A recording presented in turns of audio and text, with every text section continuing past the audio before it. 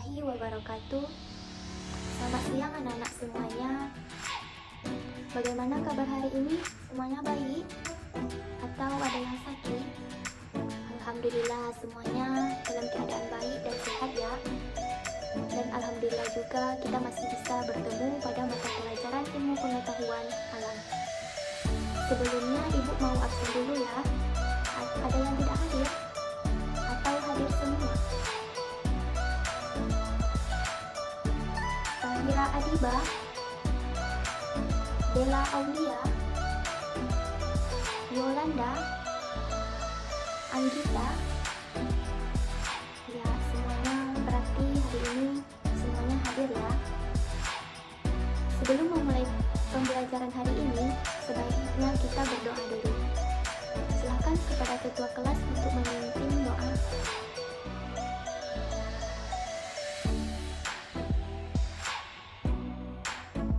Ya, terima kasih kepada ketua kelas yang telah memimpin doanya. Selanjutnya kita akan masuk pada materi hari ini, yaitu tentang unsur, senyawa, dan campuran. Dengan tujuan pembelajarannya adalah peserta didik mampu mengamati, menganalisis, serta membedakan antara unsur, senyawa, dan campuran. Selanjutnya kita masuk pada materi pertama, yaitu tentang unsur. Sebelumnya ibu mau bertanya, di sini ada nggak yang suka berolahraga? Ya, kegiatan olahraga itu adalah kegiatan yang sangat menyenangkan. Beberapa orang menekuni bidang olahraga itu dijadikan sebagai hobi, dan ada juga yang serius dijadikan sebagai profesi. Atlet menguji kemampuan melalui berbagai pertandingan, yaitu seperti Pekan Olahraga Nasional atau bisa disebut juga dengan PON. Nah, jika orang itu berhasil meraih prestasi dalam pertandingan, orang itu akan mendapatkan sebuah medali. Juara pertama mendapatkan medali emas, juara kedua mendapatkan medali perak, dan juara yang ketiga mendapatkan medali perunggu.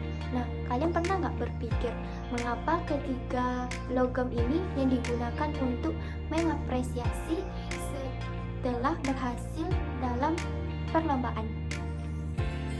Ada yang tahu? Boleh tunjuk tangan? Ya, silahkan kepada Yolanda. Tak betul jawabannya. Beri tepuk tangan dulu.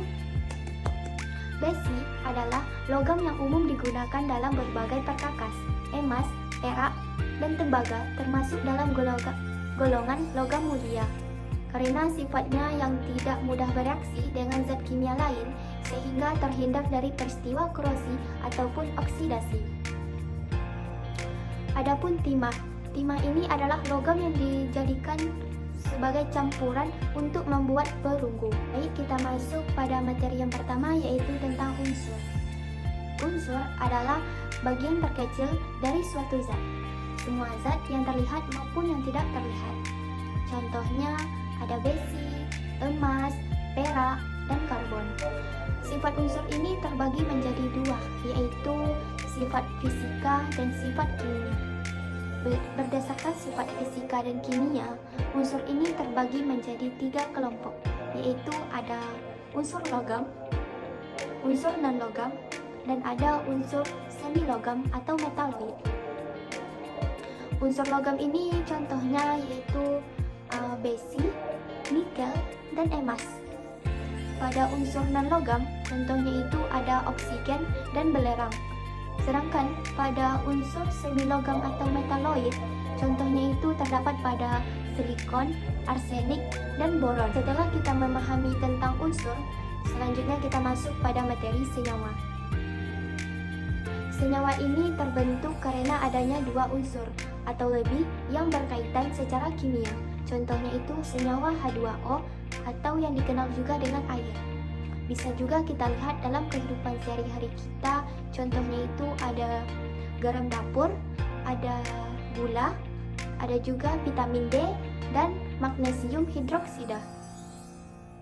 Berdasarkan komponennya, senyawa ini dibagi dalam 2 kelompok besar, yaitu ada senyawa organik dan ada juga senyawa non-organik. Dari materi yang telah Ibu jelaskan tadi, anak-anak semua sudah paham atau ada yang kurang mengerti boleh ditanya sebelum kita masuk pada tugas berikutnya. Selanjutnya kita akan membagikan kelompok ya. Kita mulai dari ujung sana. Ya, kepada anak-anak silakan duduk berdasarkan kelompok yang telah dibagi. Nanti ibu akan membagikan tugas lembar kerjanya setiap masing-masing kelompok. Nah, nanti masing-masing kelompok menyimak video yang telah ibu tayangkan, yaitu menuliskan hasil diskusinya ke dalam lembar kerja. Baiklah, selanjutnya kita akan mempresentasikan hasil diskusi kelompoknya. Silakan kelompok pertama maju ke depan. Ya, beri tepuk tangan dulu untuk kelompok pertama. Selanjutnya kelompok kedua, silakan maju ke depan. Ya, beri tepuk tangan dulu.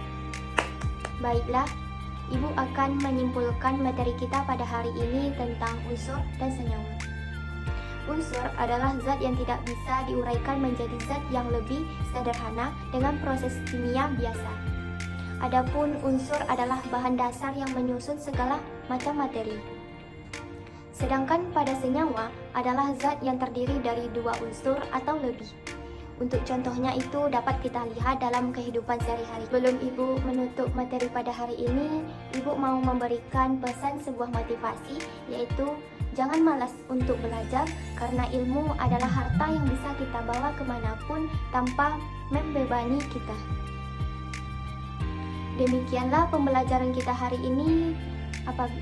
Semoga apa yang telah ibu sampaikan tadi bermanfaat untuk kita semua. Ibu ucapkan dengan hamdalah, alhamdulillahirabbil alamin. Apabila ibu ada kesalahan kata, ibu mohon maaf. Wabillahi taufik wal hidayah. Wassalamualaikum warahmatullahi wabarakatuh.